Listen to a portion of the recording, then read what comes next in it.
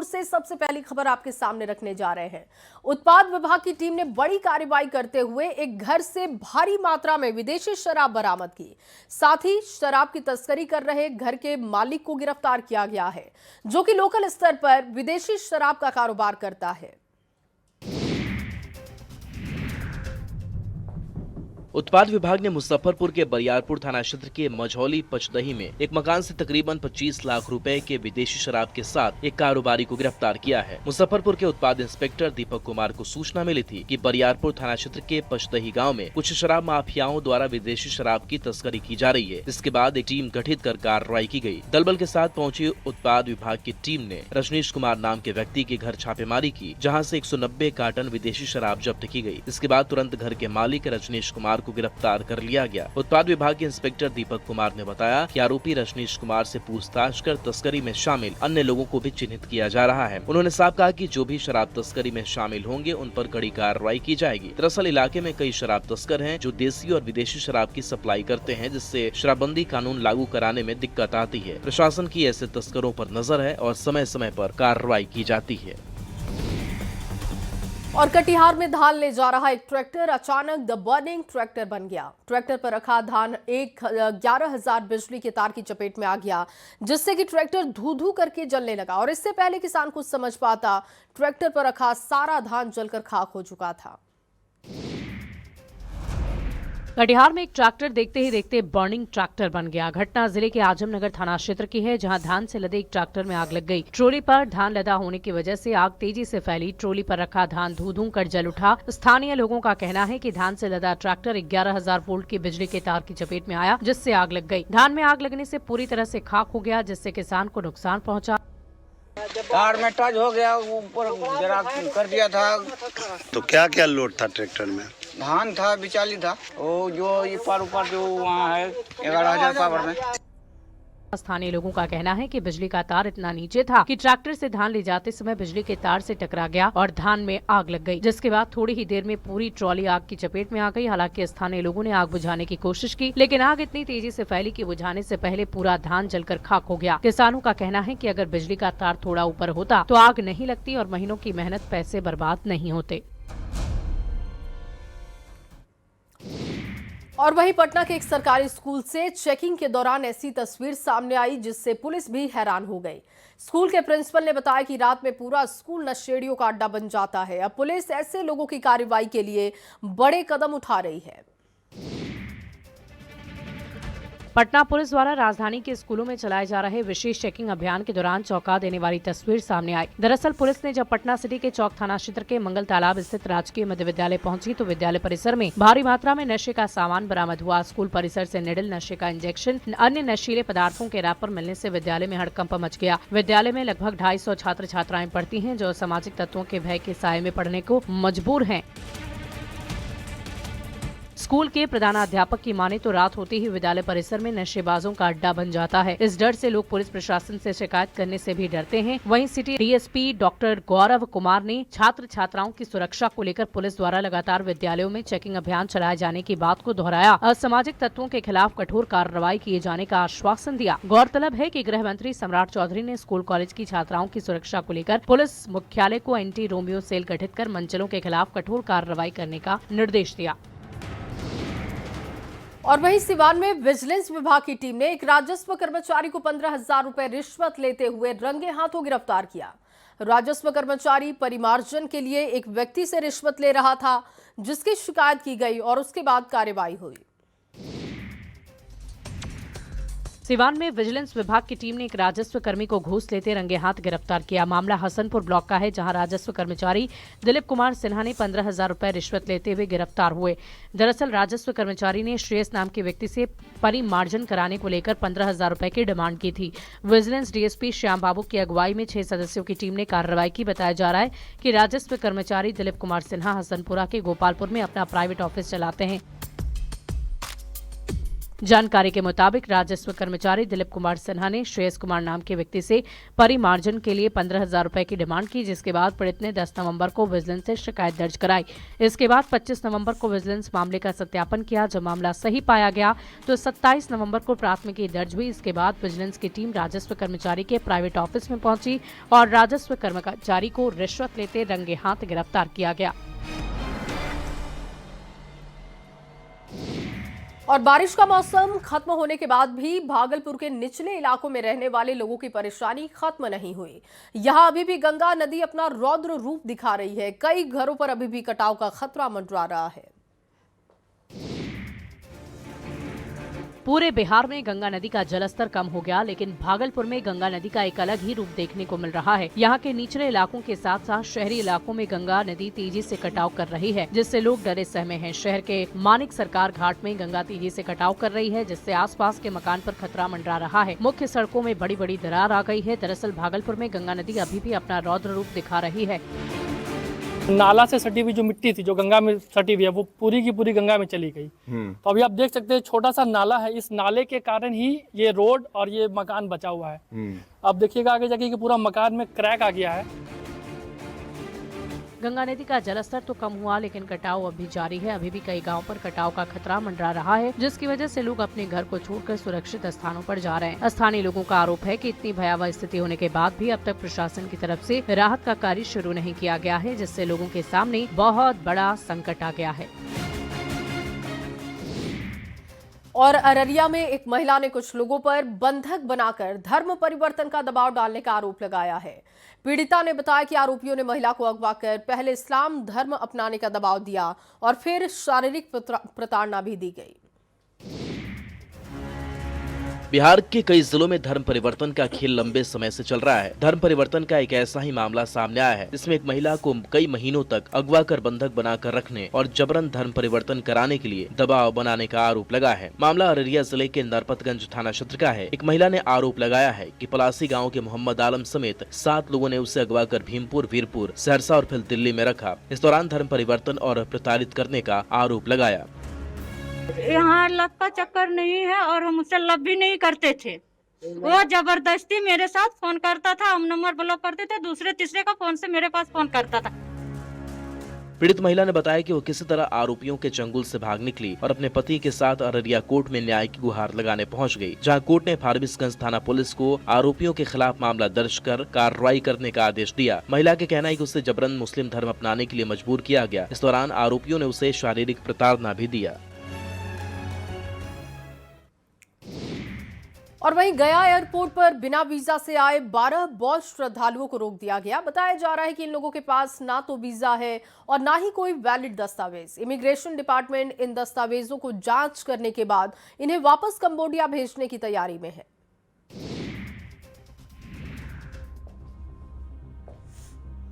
Gayaji international airport पर 12 बौद्ध भिक्षुओं को रोक दिया गया। इन पर आरोप है कि ये लोग बिना वीजा के ही कंबोडिया से गयाजी पहुंचे थे, जहां इमिग्रेशन डिपार्टमेंट में जांच के दौरान वीजा नहीं मिलने से इन लोगों को एयरपोर्ट पर ही रोक दिया गया। अब इन 12 यात्रियों को वापस भेजा जा रहा है। इन यात्रियों में 5 बौद्ध भिक्षु और 7 महिला श्रद्धालु शामिल है, जो बोधगया घूमने के लिए आए थे। एयरपोर्ट अथॉरिटी के मुताबिक इन 12 यात्रियों के पास उचित दस्तावेज नहीं थे। इन सभी को थाईलैंड के रास्ते कंबोडिया भेजा जा सकता है। यात्रियों का कहना है कि उन्हें वीजा के लिए आवेदन किया था, लेकिन यात्रा शुरू होने तक वीजा नहीं मिला। दरअसल गयाजी एयरपोर्ट से थाईलैंड, म्यांमार और भूटान से विभाग सेवा शुरू होने के बाद बड़ी संख्या में बौद्ध श्रद्धालु गयाजी पहुंच रहे हैं। वहीं गयाजी इमिग्रेशन के लोग भी इस बात से हैरान हैं कि बिना वीजा के इन लोगों को फ्लाइट लेने की अनुमति कैसे दी गई। फिलहाल इमिग्रेशन डिपार्टमेंट इन लोगों के कागज की जांच कर रहा है। जैसे ही जांच पूरी होगी, इन लोगों को वापस कंबोडिया भेज दिया जाएगा। और अगली खबर सुपौल से, जहां लोगों को शुद्ध पानी मिले इसके लिए शहर में 15 जगहों पर वाटर एटीएम लगा दिया गया है। बाजार में लगे वाटर एटीएम से लोग सिर्फ 1 रुपए में साफ पानी ले सकेंगे, जबकि वार्ड में लगे वाटर एटीएम से मुफ्त में पानी मिल सकता है। सुपौल में बढ़ते भूजल प्रदूषण से लोगों को बचाने के लिए नगर निगम परिषद ने महत्वपूर्ण कदम उठाया है। नगर निगम ने शहर में 15 जगहों पर वाटर एटीएम की शुरुआत की है ताकि लोगों को शुद्ध पेयजल मिल सके। नगर परिषद के चेयरमैन ने इस वाटर एटीएम का उद्घाटन कर इसे आम नागरिकों के लिए समर्पित किया। नगर परिषद ने शहर के बाजारों और वार्डों में आधुनिक वाटर एटीएम स्थापित किए हैं। बाजार में लगाए गए इन वाटर एटीएम से लोगों को सिर्फ ₹1 में शुद्ध पानी मिलेगा, जबकि वार्ड में लगाए गए एटीएम पर लोगों को मुफ्त में स्वच्छ जल उपलब्ध कराया जाएगा। यह व्यवस्था खासकर गरीब, मजदूर, रिक्शा चालकों, राहगीरों और आम जरूरतमंदों के लिए राहत देने वाली है। दरअसल पिछले कुछ समय में पर्यावरण प्रदूषण के कारण भूमिगत जल की गुणवत्ता बुरी तरह से प्रभावित हुई है। जांच में पाया गया है कि पानी में हानिकारक तत्वों की मात्रा बढ़ गई है, जिससे लोग बीमार पड़ रहे हैं। यहाँ तक कि ताजा रिसर्च ने यह भी चिंता जताई है कि प्रदूषण का असर माँ के दूध तक पर देखा जा रहा है, जो पहले सबसे शुद्ध माना जाता था। ऐसे हालात में नगर परिषद की यह पहल एक बड़ी राहत और जनहित का कदम माना जा रहा है। और वहीं बॉलीवुड अभिनेत्री करिश्मा कपूर एक ज्वेलरी शोरूम का उद्घाटन करने सिवान पहुंची, जहां उन्हें देखने के लिए भारी भीड़ लगी। सिवान पहुंची करिश्मा कपूर ने लोगों से मिले प्यार के लिए धन्यवाद दिया और कहा कि बिहार के लोगों ने उन्हें हमेशा प्यार दिया है। बॉलीवुड अभिनेत्री करिश्मा कपूर शुक्रवार को एक ज्वेलरी शोरूम का उद्घाटन करने सिवान पहुंची, जहां उन्हें देखने के लिए लोगों की भारी भीड़ उमड़ पड़ी। करिश्मा कपूर की एक झलक पाने के लिए लोग घंटों तक इंतजार करते दिखे। आखिरकार देर रात करिश्मा कपूर सिवान पहुंची तो लोगों की भारी भीड़ उमड़ पड़ी। जैसे ही करिश्मा कपूर सिवान पहुंची, लोगों ने तालियों से उनका जोरदार स्वागत किया। उनके गानों पर लोग झूम उठे। सिवाई के वासियों से सबसे thank you so much for all the love. Thank you. Showroom उद्घाटन के बाद करिश्मा कपूर ने कहा कि उन्हें यहाँ इतना प्यार मिले जिसे वो शब्दों में बयान नहीं कर सकती। इस दौरान करिश्मा कपूर ने पब्लिक के सामने डांस किया और गाना भी गाया। दरअसल करिश्मा कपूर सिवान में एक ज्वेलरी शोरूम का उद्घाटन करने पहुंची थी, जहां आने में उन्हें काफी लेट हो गई, लेकिन करिश्मा कपूर की एक झलक पाने के लिए लोग घंटों उनके इंतजार में खड़े रहे।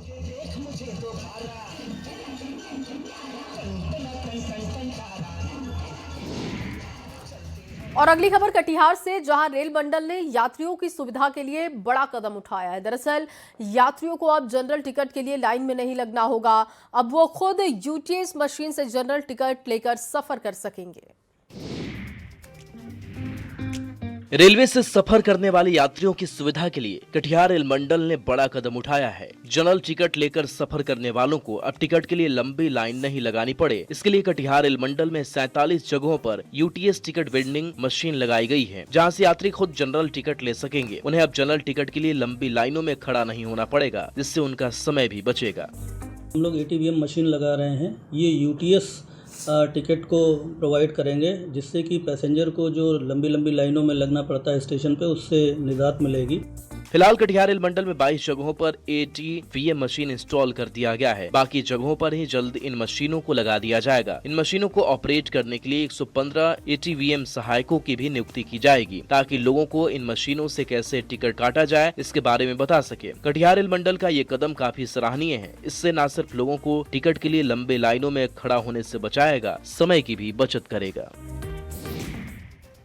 और वहीं पीएमसीएच में बने नए बिल्डिंग में कई विभागों के ओपीडी को शिफ्ट किया जा चुका है, जहां मरीजों को अत्याधुनिक सुविधाएं मिल रही हैं। यहां आने वाले मरीजों की संख्या पहले से काफी बढ़ चुकी है। अस्पताल अधीक्षक का कहना है कि जल्द ही दूसरे विभागों की ओपीडी को भी नई बिल्डिंग में शिफ्ट किया जाएगा। राजधानी पटना के पीएमसीएच आने वाले मरीजों की परेशानी अब खत्म होने लगी है। अत्याधुनिक सुविधाओं से लैस ओपीडी आने वाले मरीजों की संख्या में भी तेजी से बढ़ोतरी देखने को मिली है, जिससे मरीज तो खुश हैं ही, साथ ही अत्याधुनिक मशीन मिलने और दूसरी सुविधाएं मिलने से अस्पताल के डॉक्टर और दूसरे स्टाफ भी संतुष्ट दिख रहे हैं। बहुत अंतर है, पहले से ज़्यादा सुविधा हो चुका है यहाँ पे। बहुत दिक्कत होता था, पेशेंट को बैठने में दिक्कत होता था, नीचे बैठते थे लोग। अब है कि सब कुछ व्यवस्था मिल रहा है। पहले तो सरकारी हॉस्पिटल या फिर सरकारी स्कूल को सुन के आदमी को डर लगता था, अरे नहीं सरकारी है ना, बहुत व्यवस्था खराब होगा, लेकिन अब तो ऐसा कुछ नहीं है। दरअसल वर्ल्ड क्लास अस्पताल के पहले फेज में तैयार बिल्डिंग में अब तक 11 विभागों के ओपीडी को शिफ्ट कर दिया गया है, जिससे अब 2000 मरीज की जगह 3000 मरीज प्रतिदिन देखे जा रहे हैं। वहीं इलाज में मिलने वाली सुविधाओं से मरीज भी संतुष्ट नजर आ रहे हैं। अस्पताल के अधीक्षक डॉक्टर IS ठाकुर ने बताया कि फिलहाल 11 विभाग की ओपीडी को नई बिल्डिंग में शिफ्ट किया गया है। उन्होंने भरोसा दिलाया है कि जल्द ही अन्य विभाग की ओपीडी को भी नई बिल्डिंग में शिफ्ट किया जाएगा। और अगली खबर बोकारो से, जहां सदर अस्पताल में अब आयुष्मान कार्डधारी मरीजों के लिए भी इलाज की शुरुआत कर दी गई है, जिससे मरीजों को प्राइवेट अस्पतालों के चक्कर नहीं लगाने होंगे, साथ ही उनके अतिरिक्त खर्चे भी बच जाएंगे। बोकारो के सदर अस्पताल में आयुष्मान कार्डधारी सहित अन्य मरीजों का इलाज आधुनिक तरीकों के साथ किया जा रहा है। सदर अस्पताल में गंभीर बीमारियों के इलाज के लिए होने की वजह से अब मरीजों को निजी अस्पताल के चक्कर नहीं लगाने पड़ रहे हैं, साथ ही उन्हें इलाज के खर्चे से भी मुक्ति मिल गई है। बोकारो सदर अस्पताल में लेप्रोस्कोपी के साथ सामान्य तरीके से भी मरीज का सफल ऑपरेशन किया जा रहा है। इसके लिए मॉड्यूलर ओटी की भी स्थापना की गई है। फर्स्ट फेज में हम लोग जिनके पास आयुष्मान कार्ड है उनको लाभ पहुंचा रहे हैं। ये प्रक्रिया जो है तो 3 महीने से इक्का दुक्का हो रहा था। अभी ठंडा में सब आदमी ऑपरेशन करवाना चाहता है, लेप्रोस्कोपी। सदर अस्पताल के उपाधीक्षक डॉक्टर MP सिंह ने बताया कि कई डॉक्टरों को आयुष्मान योजना में शामिल करने का काम किया गया है, जिससे मरीजों को गंभीर से गंभीर बीमारियों का ऑपरेशन किया जा रहा है। उन्होंने कहा कि मरीज को जो निजी अस्पताल के चक्कर के साथ उनकी आर्थिक रूप से अधिक खर्च उठाना पड़ रहा था, लेकिन अब उससे मुक्ति मिल रही है। और अगली खबर गिरिडीह से, जहां हाथियों का आतंक रुकने का नाम नहीं ले रहा। पिछले 2 दिनों में यहां हाथियों के झुंड ने कई घरों को नुकसान पहुंचाया। हाथियों के उत्पात से बचने के लिए अब ग्रामीण प्रशासन और वन विभाग से गुहार लगा रहे हैं। गिरिडीह जिले के सरिया और बिरनी क्षेत्र में हाथियों का आतंक लगातार जारी है। बीती रात करीब 12 बजे छत्रबाद स्थित गांव में हाथियों के झुंड ने जमकर उत्पात मचाया। कई घरों के दरवाजे और खिड़कियों को भी तोड़ डाला। इतना ही नहीं, स्कूल और घर के बाउंड्री वॉल भी तोड़ दिए गए। घर में रखे खाने पीने के सामान को भी हाथी चट कर गए। हाथी आया 25 को लगभग, और सारा गेहूँ, आटा, चावल और जितना घर था सब सबको सब मरिया तोड़ दिया और दीवार भी तोड़ दिया। बहुत नुकसान किया। बराबर आता है हाथी, परिवार से आया था, इसलिए नुकसान किया था। इनसे ढेर नुकसान कर दिया। जानकारी के मुताबिक पिछले 2 दिनों से इस इलाके में हाथियों का एक झुंड मौजूद है, जो जमकर तांडव मचा रहा है। पिछले 2 दिनों में कई घरों को नुकसान पहुंचाया है। खेत में लगी फसलों को भी काफी नुकसान पहुंचाया है। हाथियों के इस उत्पात से ग्रामीणों में डर का माहौल है। ग्रामीणों ने हाथियों की वजह से हुए नुकसान की भरपाई के लिए स्थानीय प्रशासन और वन विभाग से मुआवजे की मांग कर रहे हैं, साथ ही हाथी के आतंक से सुरक्षा की मांग कर रहे हैं। और वहीं मुख्यमंत्री महिला रोजगार योजना के तहत कई महिलाओं की जिंदगी पूरी तरीके से बदल चुकी है। कई महिलाएं इस योजना के तहत मिले पैसे से रोजगार कर आत्मनिर्भर बनी। उन्हीं में से एक है दरभंगा की सुनीता देवी, जो खुद तो आत्मनिर्भर बनी, साथ ही अब अपने परिवार को भी आर्थिक तौर पर मजबूत और उनकी मदद कर रही हैं। उनकी कहानी आपको खबर 1 मिनट में दिखाते हैं। मुख्यमंत्री महिला रोजगार योजना के तहत मिले 10,000 रुपए ने दरभंगा की महिला सुनीता देवी की किस्मत बदल दी। वो इस पैसे से न सिर्फ खुद आत्मनिर्भर बनी, बल्कि अपने परिवार को भी आर्थिक तौर पर मदद कर रही हैं। सुनीता देवी दरभंगा के बहादुरपुर प्रखंड की रहने वाली हैं और CM महिला रोजगार योजना से मिले 10,000 रुपए से मिथिला पेंटिंग बनाकर आत्मनिर्भर बनी है। हम लोग 10,000 रुपये लिए हैं, कपड़ा, कलर और सब सामान सब लिए हैं। थोड़ा बहुत भेजे हैं और बना रहे हैं। तो पहले से आर्थिक स्थिति जो पहले से खराब था वो अभी हो रहा है कुछ। सुनीता के पति छोटा मोटा काम करते थे, जिससे कि परिवार चलाने में दिक्कत हो रही थी। ऐसे में सुनीता देवी ने 10,000 रुपए से मिथिला पेंटिंग वाली साड़ियाँ, पाग, चादर, बैग और पर्स बनाई, जिसकी न सिर्फ डिमांड बढ़ी बल्कि लोगों ने भी उनके काम की जमकर सराहना की। आत्मनिर्भर बनी सुनीता देवी अब अपनी बच्चों की बेहतर पढ़ाई का इंतजाम कर रही है और परिवार को आर्थिक मजबूती दे रही है। और वहीं दानापुर के दियारा के लोगों की लाइफलाइन माने जाने वाली पीपा पुल को एक बार फिर से लोगों के लिए खोल दिया गया है। पीपा पुल खुलने से दियारा के लोगों ने राहत की सांस ली। दरअसल अब उन्हें गंगा नदी को पार करने के लिए नाव का सहारा नहीं लेना होगा। आसानी से वो दानापुर पहुंच पाएंगे। दानापुर के दियारा इलाके की लाइफलाइन माने जाने वाली पीपा पुल को एक बार फिर से जोड़ दिया गया है। पुल के जुड़ते ही दियारा के 6 पंचायतों के लोगों के लिए आवाजाही आसान हो गई है। अब लोगों को नाव से खतरनाक यात्रा नहीं करना पड़ेगा। पीपा पुल के जुड़ते ही लोगों ने राहत की सांस ली है। स्थानीय लोगों का कहना है कि अब रात में इमरजेंसी होने पर भी वो पैदल या वाहन से सीधे दानापुर पहुँचकर इलाज करा पा रहे हैं। किस तरह का सुविधा हो गया है? सुविधा तो अच्छा हो गया सर, जाने माने में आदमी का बढ़िया हो गया। बढ़िया हो गया। हाँ। अब टेम्पू कहाँ से ले जाते हैं? दानापुर से कहाँ तक? पतलापुर तक। हाँ, पतलापुर, दुधिया, अक्किलपुर सब जाता है सर। पीपा पुल खुलने से दियारा के लोग खुश जरूर हैं कि लेकिन उन लोगों का कहना है कि वो सालों से एक पक्का पुल बनाने की मांग कर रहे हैं, क्योंकि हर साल बारिश में नदी का पानी बढ़ने से पीपा पुल बंद करना पड़ता है, जिससे कुछ महीनों के लिए लोग दियारा में ही फंसे रहते हैं। ज्यादा दिक्कत तब होती है जब किसी को इलाज की जरूरत पड़ती है। यही वजह है कि लोग पीपा पुल की जगह अब पक्के पुल की मांग कर रहे हैं।